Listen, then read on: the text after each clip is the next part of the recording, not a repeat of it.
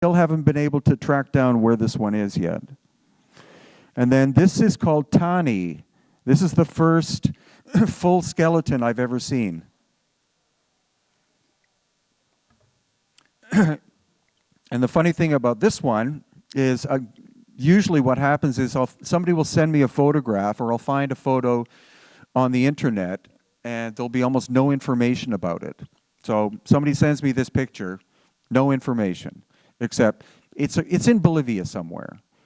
So it took me 5 years to track it down, and I found out that it was in a tiny museum in a little village in an obscure part of Bolivia. And so my wife Irene and I went to La Paz, and we got our friends Antonio and Eduardo to come with us. Eduardo's the driver, because you don't want to drive in Bolivia, believe me, or Peru, or Egypt. So, oh, no, I'm telling you, we don't use turn signals. We use the horn a lot.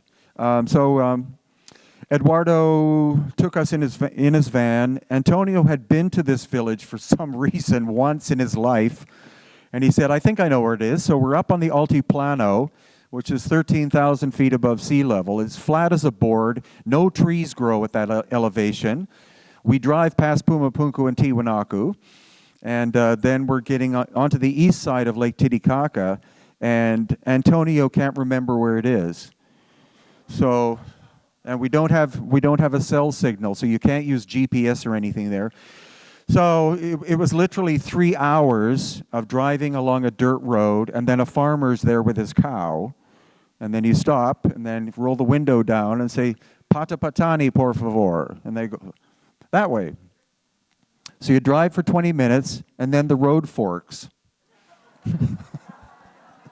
And then you wait for another farmer and his pig to come along, and he asks the pig where Pata patani is. And the pig says left with a twick of its ear, being psychic. And so then we keep going along, and then it starts to snow. And then it starts to hail. And then again, we reach another fork in the road, and there's a sign that points to Pata patani. And then we go up over this mountain, and then down to the shore of Lake Titicaca, and again, we come to a T intersection, and there's nobody around. So we have to wait. I think this time a crow flew by and told us, go left. And so we traveled for another half an hour through some ruins and stuff, and then we find that Pata patani is basically 10 houses, and there's a little museum, and the door's locked.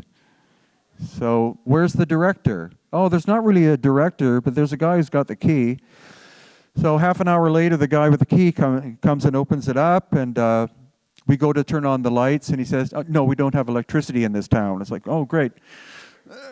Luckily, we pulled back the curtains so that the wind, some light would come in through the dust on the windows, and there's this display case, and then he whips off this piece of cloth, and I was in complete shock, because there, for the first time in 10 years, is the complete elongated skeleton with every bone intact.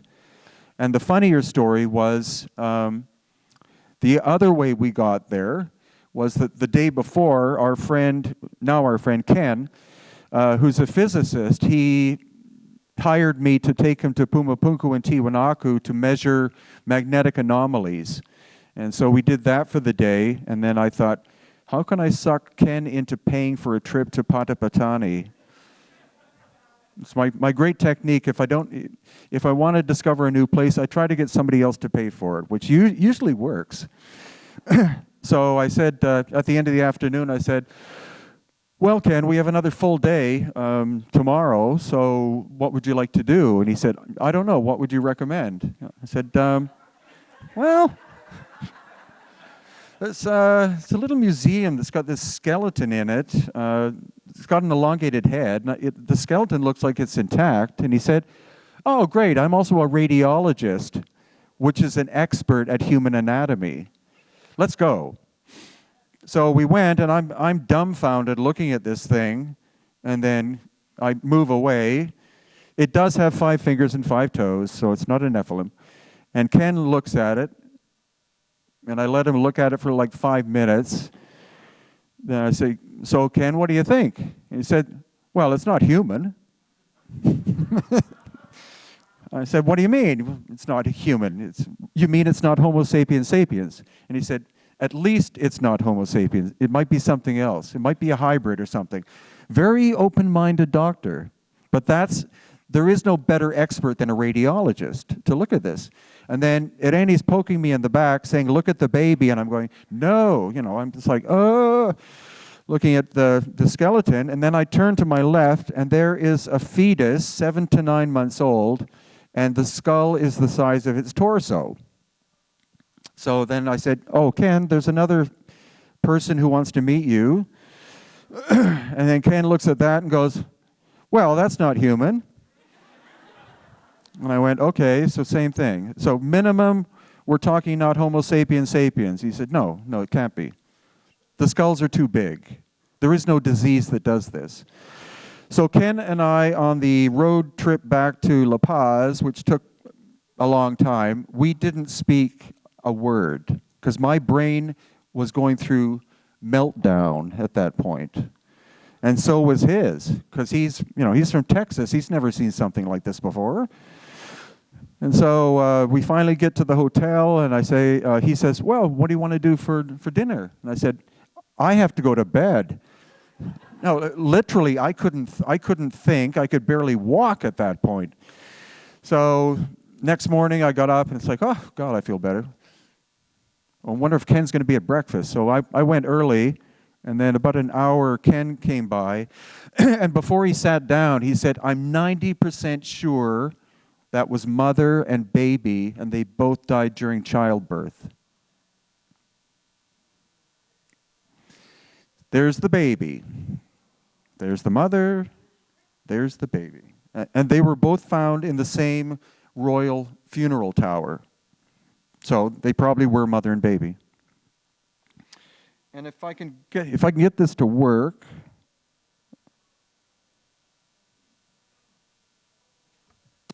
And here we have a frontal view. Again, eyes, and you see the red hair, and you see the overall shape of the skull. Now, this is a newborn baby. Is this the result of cranial deformation or head binding? Because if it was only newborn, or possibly 3 months old, then that would not be enough time to do head boarding, which normally takes between 6 months and 3 years. So that newborn baby's head is twice the volume of normal. And again, because we live in Paracas, I get occasionally somebody will contact me and say, I have something interesting to show you. So I was allowed to study this for about 3 hours, and then the guy wanted it back, and I said, okay, well, we're coming back in a week. I'll pay you if I can take some samples. And he said, sure, no problem. So we came back a week later, and he had already sold it on the black market. Other ones will show up, though. And this is a man who works at a bank in Spain. And this is the so-called Maria mummy from Nazca, which I have tried to stay away from because Nazca is very close to Paracas, and we have a lot of local connections, and most of the artifacts found in Nazca appear to have been manufactured locally. Maria, I don't know. I haven't been able to see Maria yet. I was within 8 hours of being able to, but the group that were going to take me started fighting with each other. So I just thought, I'm not dealing with this. And I also asked them, I said, are you going to take samples? They said, oh yeah. I said, do you have permission from the Peruvian government? No. Goodbye. You know, as someone living in Peru, I could get in deep trouble being associated. So I backed off, and it's been so controversial since then. Supposedly there's new information, but I don't have any new information about it yet. But I did see this hand, which is remarkable. because, again, my background is in biology, and I was allowed to look at this thing for like an hour, like turn it over and stuff, and woof, it looks like skin and bone and strange bits of metal wrapped into it. And I thought, I couldn't tell what the hell it was. Like, it looks like a three-fingered hand. And when you turn it upside down as well, like the fingernails are there and everything. It's like, but when it was x-rayed, some of the bones are in the wrong place. And so I sent it to Ken, the radiologist, and he said, well, it's made up of at least 2 different hands. Baby bones, because especially here, nature or God or the Creator or whatever you want to call the source uses sacred geometry in everything, like us and everything. So aliens would probably be the same way. These bones don't fit. That one. And also they act like almost like ball and socket, so one has to connect into the other. Some of these are backwards, and one of them is twisted sideways. So this is a very clever fake. But what Maria is, I don't know yet. And this is the work of Marcia Moore. She's done 3D reconstruction for me for free. She's a wonderful artist, and she doesn't have any bias in any way. She doesn't try to make things look alien or anything, or make them look normal. She just goes, this is what I'm building up, mainly starting from photographs. She started to come up with some really interesting ways of portraying the Paracas. So she was actually given a skull to reconstruct, and this is her applying clay to it. And she's tried different ways with it. But as she got more information, like the red hair, the likeliness of light skin and green eyes, then she kept working at it. That looks quite Middle Eastern to me, or that area. And this is her latest. Thank you.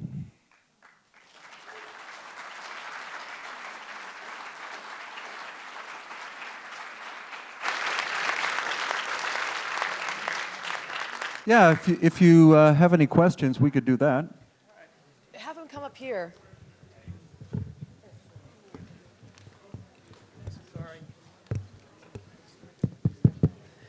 Make a line up here if you want to ask questions. You're here, hi. Yeah. You're making a line. Yes, I am.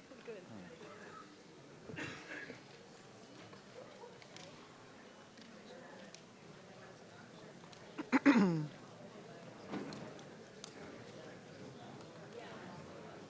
Everybody's leaving. Oh, I'm not. Good question.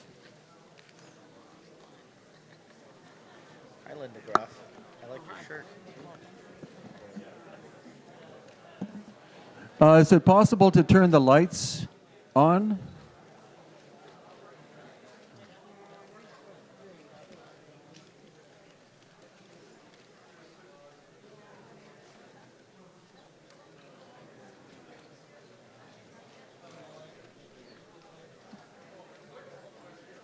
No.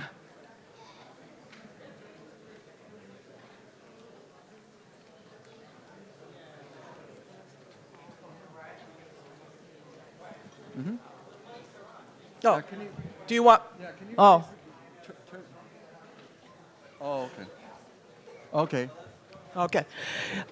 Do you believe that there's any underlying bottom line agenda for all the hype for people to have their, ancestry DNA testing, or are they doing anything with that DNA? Do you think there's any banking or any kind of analysis or statistics that they're trying to? Sorry, of what? From the ancestry DNA testing, do you think there's any bottom line agenda that we don't know about, what they do with some of this DNA that they collect, maybe for statistics or something else like that? Well, the key thing is, you know, as this whole process has been going on, everyone's saying, oh my God, the government will stop you. Oh my God, the Illuminati will kill you. Oh my God, you know, it's like fear, fear, fear, fear, fear.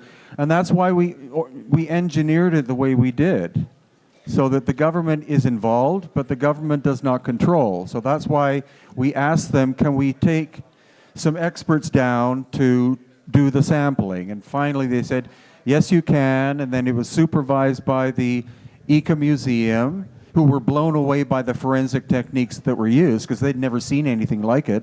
And then the samples were taken out with an official sticker, you know, saying that they're allowed to go out. They went to 3 independent laboratories, especially the one in Canada we've been working with for a while, because all 3 laboratories are independent laboratories. They're not government laboratories. And the one in Canada, it's a couple who run it, and they find the whole subject fascinating, so nobody's controlling them. And the other 2 labs simply said, this is my lab, nobody tells me what to do. So that's why we engineered it that way, and that's why when the results came to us, like from the lab to us to the government, not from the lab to the government to us. So there was no way of controlling what we did.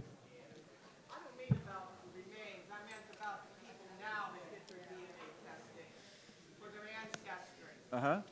I just wondered if they were using that to draw any kind of conclusion or statistics about our heritage. Oh, I don't know. Yeah. My name's Siddhartha. Thank you very much, first of all. Sure. And I can't wait to go to the museum when I go to the Sacred Valley this summer. Oh, good. Yeah. I have a different sort of question. My area that I'm trying to learn about is from one of my religious texts, which is the Mahabharata, which is the ancient Indian text. And in it, there is a part which talks about what I believe was an ancient nuclear war. And when I take a look at all these cultures and areas around the world that have elongated skulls, is there any evidence of genetic deformity due to radiation? Has there been any sort of thing that shows that there are radioactive particles or anything in the bones that would indicate that? Not in the skulls or skeletons. They've never been tested for that. But there are megalithic sites in Peru that are radioactive.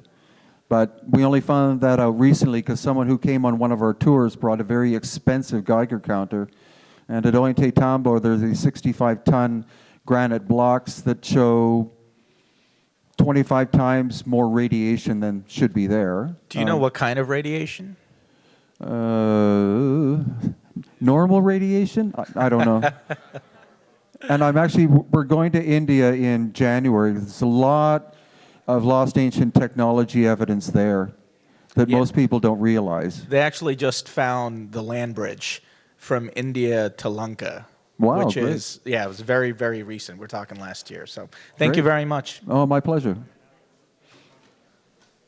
Yes, I just want to ask you, is there any ancient information or cultural texts that describe these elongated heads, and do you think they're doing this to kind of like give respect to the star people or what they consider their heritage?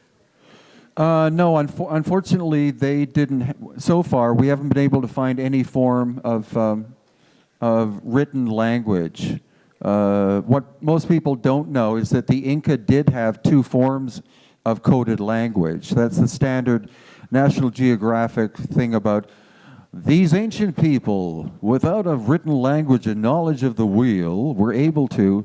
The Inca knew what the wheel was. And they had 2 forms of coded language. One was actually, it's called the quipu, which is knotted chords. And they also had a hieroglyphic system as well. But very few people know that.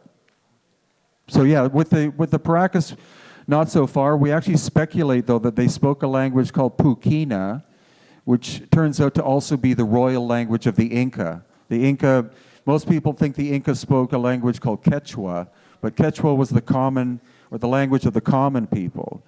Pukina was the royal language because the Inca were very private and secretive about information because they were a royal bloodline. So the commoners were not taught certain things. The Inca, when they spoke to each other, would speak in the secret language in order to maintain, make sure the knowledge didn't get distributed into the wrong hands. Hi, I'm Carol, and I'm from Lexington, Kentucky. Loved your presentation, and I admire so much the fact that you travel all over the world to find answers to your inquisitive mind about all of this. In Lexington, there's a couple that had one child, and I would see them in the restaurant with this child, and he had a head just like these exaggerated skulls and had red hair and was really large, tall for his age. And I don't know, I mean, I know the couple, but I don't know them as friends. Are there still people like, with these elongated skulls around the world? It could be, and there's stories of the Cherokee that there were certain people who had elongated heads and red hair. But this one lady, Maxine, sent me a photograph 4 years ago of a man in Nazca at a bank machine with an elongated head. And Annie and I also, when we were in Egypt, I think the first time, we were heading from Cairo to Giza in heavy traffic, and this guy with this huge elongated head just walked right past our van. It's like, wow, no chance to no chance to take a photo because he was gone. Yeah. But as I remember, I see him, so it is possible. That's why I showed the banker. It's like this is a modern day banker in Spain. This child looked nothing like his parents. I mean, it really could be a unusual. genetic throwback. Yeah. Also, when we were on a Nile cruise, there was a black African family that all had elongated heads. Wow. At the next table. It's like, okay, do you want to take a picture, ask them a question? It's like, I don't think so. I think we should let them have their dinner. But that's suddenly these things will pop up, and it's like, what the heck? Well, thank you, Brian. I'm here because you're a straight shooter. No, thank you. But I'm going to ask you a question where I want just your basic idea at this point in time on what these people would look upright and how big would the biggest ones that had the huge craniums, how tall would they might be, and how can they, how would their bodies be so much different? You know what I'm saying? Yeah, that's what Marcia is working on right now. She's working on new designs with the thinner, longer neck, and then she's trying to do studies, and there's a chiropractor getting involved as well to see what their walking style would be like. So we're just in the infancy of that right now. Do we have any idea what maybe the tallest one would be at this point in time? So far about 6'2", 6'3". Okay. Which doesn't sound huge, but the average ancient Peruvian was like 5'3", so that's a relative giant. Right. And they would look so weird compared to the normal people because everyone's got dark skin and black hair and green or brown eyes, and it's quite short. And then you have these guys walking by, and it's again the Inca probably genetically were quite different from normal native people. All of the drawings we have of the Inca royalty were made after the Inca royalty had died out. So it was Spanish painters wandering around Cusco trying to see what an Inca would have looked like. But when you get deeper into the story, especially from local experts, they said, no, the Inca were not like me. They were taller, and they had lighter skin, and some had red hair. And that was even in the only chronicle that talks about that was one of the conquistadors kept seeing these people in Cusco, like skin lighter than his and red hair. And then he would ask local people, who is that? And say, oh, that's one of the last of the Viracochas. And Viracochas is the creator god. So it's more like Viracochan, those sent by Viracocha. Okay. And then what about their teeth? Are they sort of like ours? The teeth we're still working on. They don't seem to have had canines. And they seem to have genetic dental problems to some degree, not as the result of their diet, because they had had a better diet than what we have: seafood, grains, vegetables, fruit, etc. But for some reason, their teeth fall out early. Well, thank you. Okay, thank you.